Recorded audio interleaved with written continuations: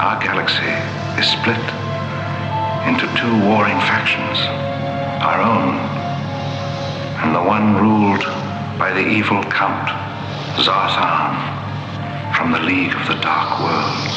The Count has created a weapon so vast, so huge, that it would take a whole planet to conceal it. You must sail to the haunted stars, find the Count's secret planet, and destroy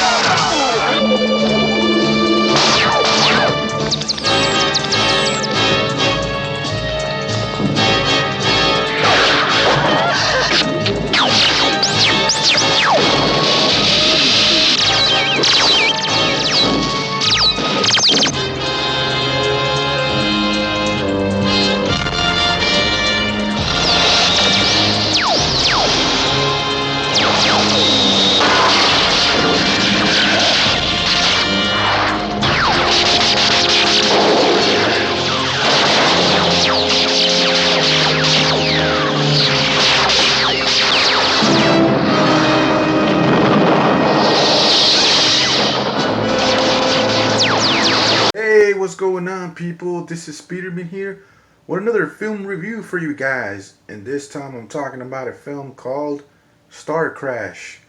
Now, Starcrash is a sci-fi comedy. It came out around the same time as the original Star Wars. So this movie was made to cash in on the whole Star Wars craze. And wow, what an interesting what an interesting movie. So this movie is about this outlaw smuggler and her alien companion, and they get recruited by the Emperor of the Galaxy to rescue his son and like this evil weapon from this evil guy. I think his name is General Zardarn or whatever. So we have characters like Stella. Was her name Stella Star or something like that? You have a robot named L. Oh yeah, and David Hasselhoff is in this film too. You have like these really wacky characters, and the thing that stood out for me the most was the robot L. I never heard a robot talk in a Southern accent, you know. And you see movies like Star Wars or like other sci-fi movies, the robots, you know, pretty much sound like you know, like they have a robotic voice, you know, very robotic and very, you know, like you would normally think a robot would sound.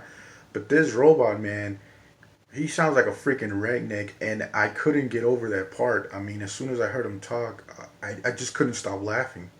I couldn't stop smiling, and that's one of the things. If you guys watch this film, you're gonna notice like right off the bat when you're gonna like this robot because he's just so southern, you know. And of course, another reason why I kept watching this film, even though like halfway I was kind of like, oh, it kind of dragged.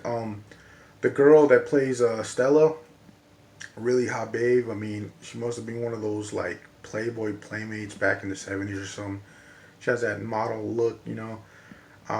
So we have these characters, and of course, the story doesn't make any sense. I mean, I try following the story and the dialogue, but it doesn't really make any sense.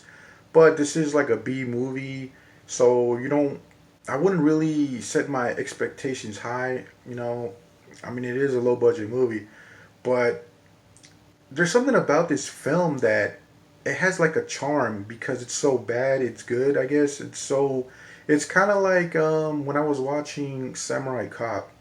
When you're watching movies like that, you kind of forgive, like, like the bad dialogue. You kind of like overlook that because it's so like charming and funny and goofy, and cheesy dialogue and everything. I mean, if you're one of those people that like those type of films, I would definitely recommend this film for you guys because honestly, when I watched Starcrash, I was actually expecting it to be sort of like a serious movie or maybe some funny parts here and there, but I didn't know it had this reputation for being a so cheesy it's good or so bad it's good, kind of feel to it.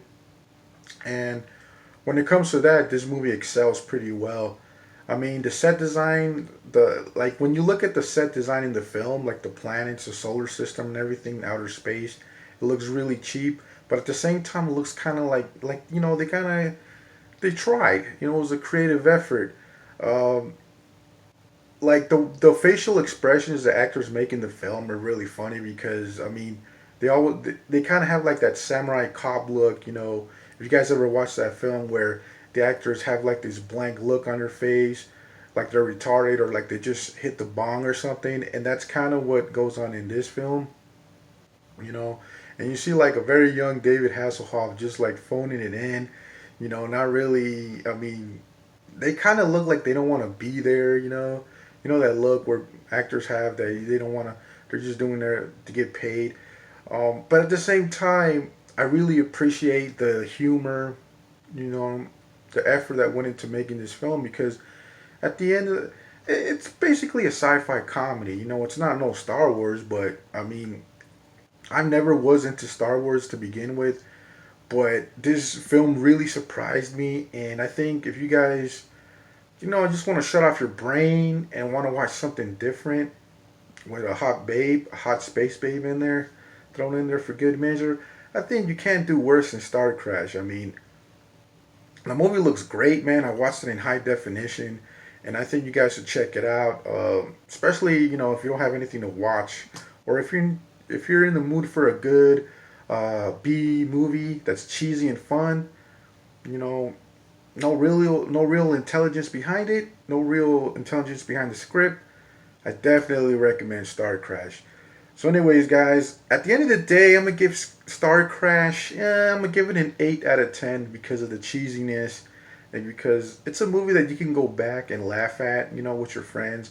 You put it on, you're hanging out with the homies or at a party. Just for good laughs. It's one of those party type films, I think. So, yeah, it's a guaranteed good time. So don't forget to like, comment, and subscribe, and let me know what you guys thought of Star Crash. If you guys seen it or if you haven't seen it, let me know. All right, peace.